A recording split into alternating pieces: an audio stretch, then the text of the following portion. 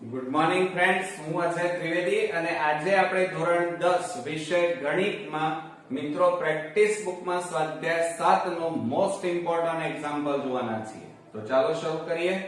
મિત્રો 10મા નંબરનો દાખલો આપણે જોવાના છીએ આજે. એમાં જુઓ, ત્રિકોણ ABC ના શિરોબિંદુ A x1 y1, B x2 y2 અને C x3 y3 છે. AD એ ત્રિકોણ ABC ની મધ્યગાત છે તથા AD પરનું બિંદુ કયું છે? G છે. એ AD નું એવી રીતે વિભાજન કરે છે જેથી AG જેમ GD બરાબર 2:1 થાય.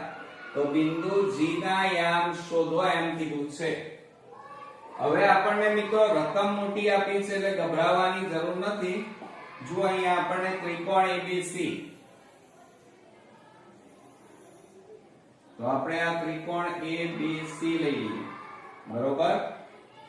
હવે એની અંદર આ એની મધ્યગાત આપણે લઈ લઈએ, આ તૂટક દોરવાની, અને એની અંદર આપણે અહીંયા G બિંદુ લઈ લઈએ. કયું લીધું? G.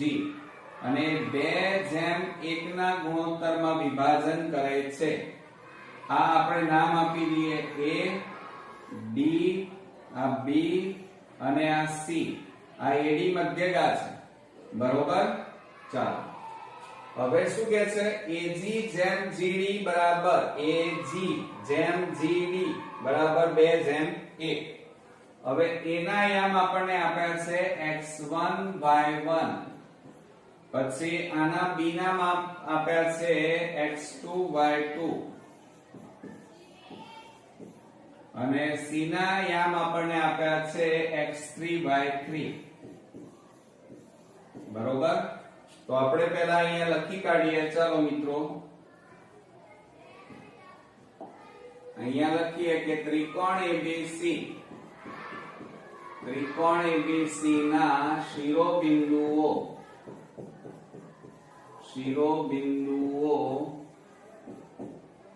A x1 y1, B x2 y2, આ રકમમાં જે આપેલું છે એ પહેલા લખવું પડશે, અને C x3 y3 છે. હવે આપણને એમ કીધું છે AD મધ્યગાત છે, તો આપણે એ પહેલા લખીશું કે AD એ ત્રિકોણ ABC ની મધ્યગાત છે, બરોબર. અને પછી આપણને એમ કીધું છે કે AG જેમ GD બરાબર 2:1, આવું આપણને આપેલું છે. એટલે એનો મતલબ શું થાય? M1 જેમ M2 બરાબર 2:1 આપણને આપેલા છે એમ કહેવાય, બરોબર. હવે તમે અહીંયા જુઓ, A ના યામ આપણી પાસે પણ D ના નથી, એટલે D ના યામ શોધવા પડે. પણ D એ કોનું મધ્યબિંદુ છે? BC રેખાખંડનું મધ્યબિંદુ છે. એટલે આપણે પહેલા D બિંદુના યામ શોધવા પડે. તો આપણે અહીંયા પહેલા લખી કાઢીએ કે D એ BC રેખાખંડનું મધ્યબિંદુ છે,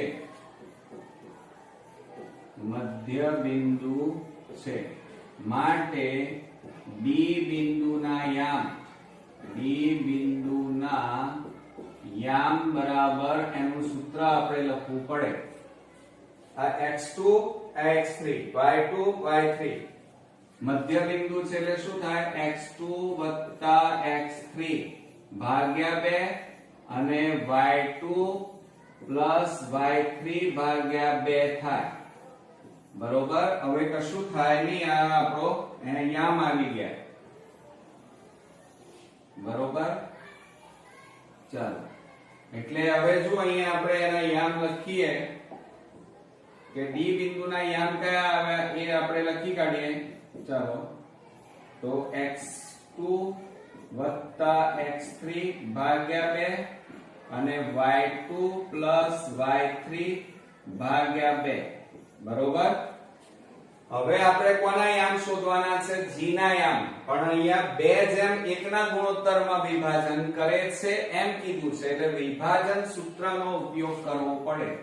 તો આપણે અહીંયા લખીએ વિભાજન સૂત્રનો ઉપયોગ કરતા. ચાલો તો આપણે અહીંયા લખીએ કે g ના યામ બરાબર સૂત્ર અહીંયા શું થાય? તો m1. ચલો આ x1 છે તો આ આપણે શું લઈ લઈએ? x2. આ આપણે શું લઈ લઈએ? x2 અને આ શું લઈ લઈએ? y2. બરોબર. તો m1 x2 વત્તા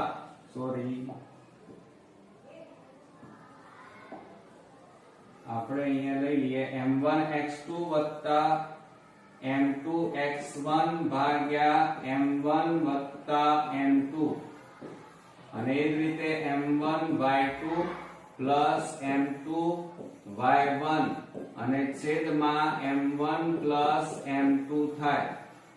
આ વિભાજનનું સૂત્ર. હવે એની અંદર આપણે બોક્સ બનાવી લઈએ આ સૂત્રને. ચાલો હવે એમાં કિંમતો મૂકો. તો અહીંયા લખીએ આપણે g ના યામ બરાબર કૌંસમાં m1. હવે જો અહીંયા m1 એટલે 2 ગુણ્યા x2.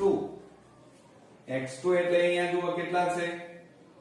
x2 કૌંસમાં x2 વત્તા x3 ભાગ્યા 2 વત્તા m1 m2. આ m2 એટલે કેટલા છે?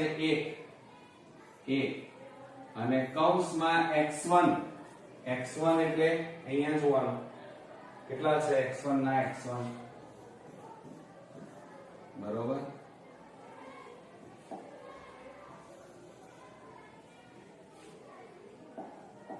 અને છેદમાં m1 વત્તા m2 એટલે 2 વત્તા 1.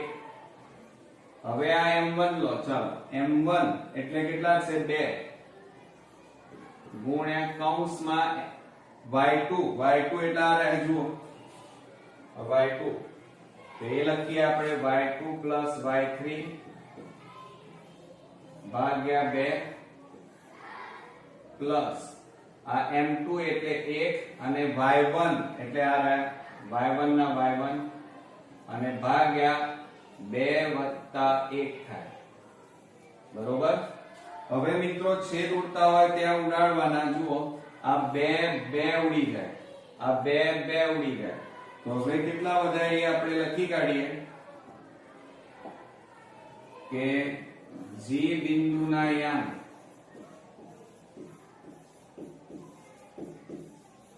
બરાબર કૌંસમાં ઉપર કેટલા વધ્યા? જો આ એક તો x1 વધ્યા વત્તા ના વત્તા આ બેનો ગુણાકાર x1 થાય. પછી કેટલા આવ્યા? x2 વત્તા x3 અને છેદમાં 2 વત્તા 1 એટલે 3. હવે અહીંયા બરોબર ધ્યાનથી જુઓ આ y1 ગુણ્યા 1 એટલે y1 વત્તા y2 વત્તા y3 વધ્યા અને છેદમાં 2 વત્તા 1 એટલે 3. તો આ રીતે મિત્રો g બિંદુના યામ આપણને મળી ગયા. હવે આપણે અહીંયા બોક્સ બનાવી દઈએ. ચાલો તો આ આપણો શું થયો મિત્રો? આન્સર થયો એમ કહેવાય. બરોબર. આવડશે ને? તો અહીંયા g ના યામ શોધો. તો g બિંદુના યામ કયા થયા? x1 x2 x3 ભાગ્યા 3 y1 y2 y3 ભાગ્યા 3. તો આ રીતે ખૂબ જ અગત્યનો એક્ઝામ્પલ અહીંયા પૂરો થયો. નેક્સ્ટ વિડિયોમાં નવા એક્ઝામ્પલ સાથે ફરી મળીએ. ત્યાં સુધી ગુડ નાઇટ ફ્રેન્ડ્સ.